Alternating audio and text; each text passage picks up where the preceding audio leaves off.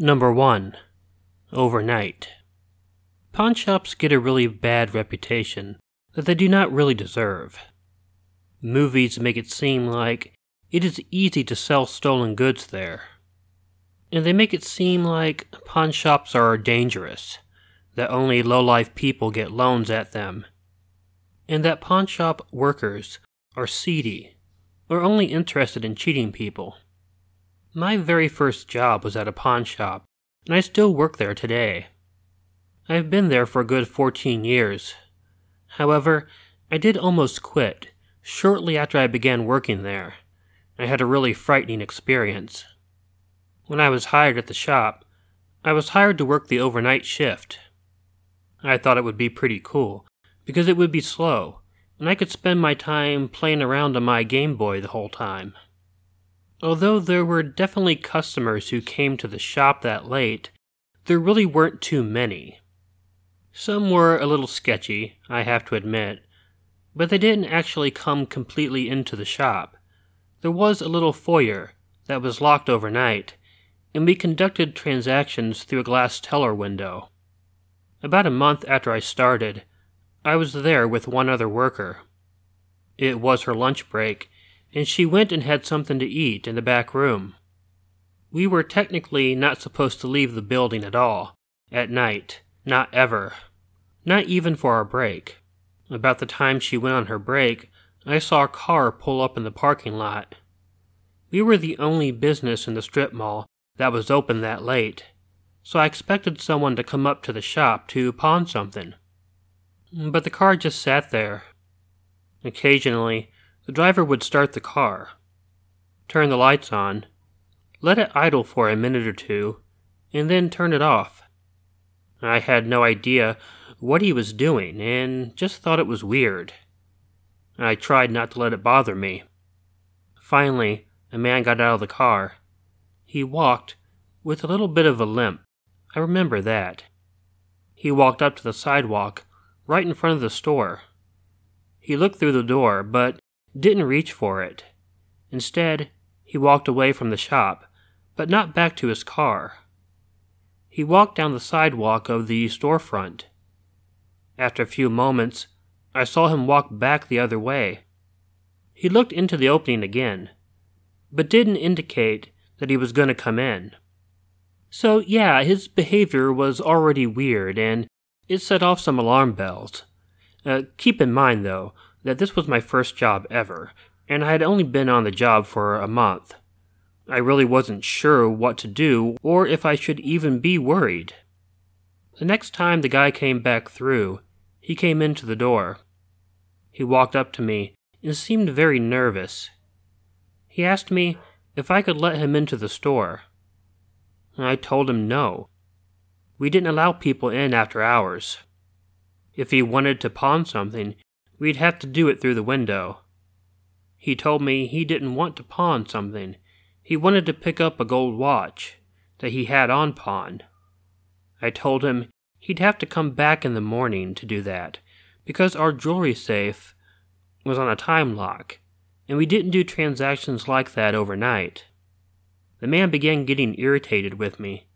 He told me he just needed his watch back, and that I needed to get it for him.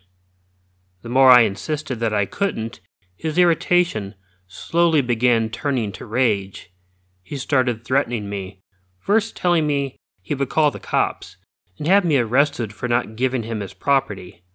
Well, I knew that was a load of bullcrap, because it didn't work that way. When I told him as much, he then threatened to break through the glass and get it himself. That was also impossible, and I told him as much.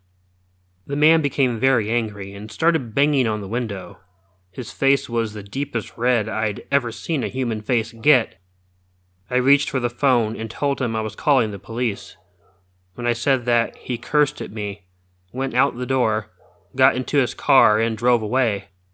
I ended up not calling the police since he had gone. This happened around 1:30 a.m. My coworker came back after that. About 3 a.m., I decided to go on my break. I decided to go get Taco Bell. I went to the back door and opened it. As I had the door part way opened, I looked up and saw the car from earlier parked in the back lot. I then noticed movement behind the door as I saw a hand grab for the door to hold it open. I immediately pulled back, jamming the guy's hand in the doorframe. He screamed and let go of the door, allowing me to close it. He then began wailing, screaming, and pounding on the back door, demanding that I open it and let him in or he would gut me. This time, I took the phone and did call the police. My boss was called in, and it turns out that this guy had pawned a gold watch and never paid on it. He had been in during the day several times, trying to get it back, but of course, he was turned down each time. I guess he thought there was some way he could get away with it at night. Thank God he was wrong.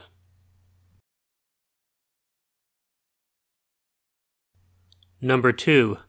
Knife loan. Running a pawn shop for 20 years, I've ran into a lot of strange customers and people. But the creepiest thing to ever happen to me happened in my early days of running the shop. I inherited the store from my dad when he decided to retire. At that point, I'd already worked in the shop for quite a while, so I knew what I was doing. Being in charge was just a little bit different, though. When my dad owned the shop, we only stayed open until 6 p.m. daily.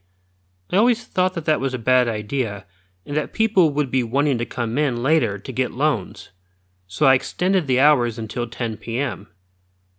I am the type of employer who doesn't ask my employees to do anything I'm not willing to do myself. So I worked the night shift at least 2 times every week. We were really slow one night when I was working, so I let the one employee that I was with go home early. I had worked a lot in the shop late at night by myself, so I didn't mind doing that. No one came in for a few hours. About an hour before closing, though, someone came into the store. I was a bit suspicious right away, because he was wearing a hat, and had the brim covering a significant portion of his face. He looked up at the ceiling several times, which set off some alarms for me. It seemed as if he was looking for the cameras.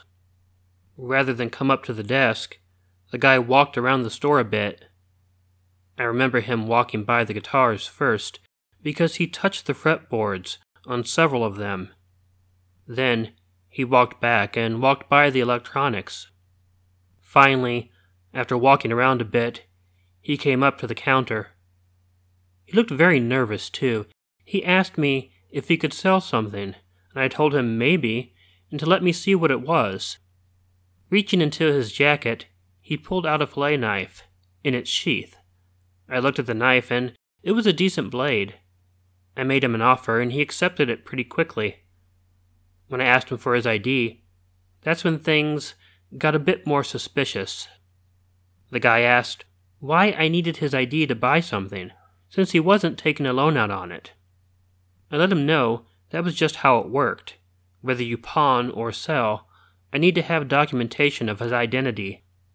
He told me that he didn't have any, and I told him he'd have to go get his ID and bring the knife back. "What if I just gave it to you?" he asked me. "Free money for you." I explained he was trying to sell a weapon. Even giving it to me would require me to have information on it. He tried hard to get me to change my mind, but I wouldn't. After getting quite angry with me, the man left the store in a huff. About an hour later, a younger man came into the store. He came up to me and asked me if he could sell a knife. Immediately, he took out the exact same fillet knife that the previous man had. He then took out his own ID without me asking for it. I asked the young man if someone had put him up to this, and he said no, but I could tell by the way he was behaving that he was lying. I told him that someone had tried to sell it to me without ID 30 minutes before, and the kid looked really nervous. I asked the kid to wait in the store. I took the knife, went back to the back room, and called the police, explaining what had happened.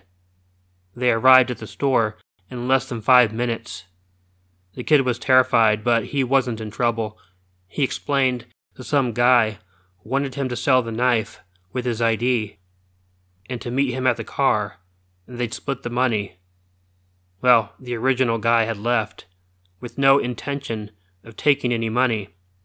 So I'll explain what happened. The man, who was eventually arrested, had gotten into a fight with his girlfriend. In a fit of anger, he killed her with that knife. At first, he seemed to think selling it would be an appropriate way of disposing of the knife. But he didn't want to be tied to it when I asked for the ID. So then he thought of the brilliant plan of connecting the knife to someone else. Once the kid had the knife, he drove off, since his only desire was to not have it connected to him. It was a ridiculous plan in every sense of the word. It was even dumber that he came to the shop anyway and was actually caught on camera. He thought throwing it in the lake or burying it was a bad idea, so he tried to pawn it. He got arrested pretty quickly, and the murder weapon made it an open and shut case. He is still in jail.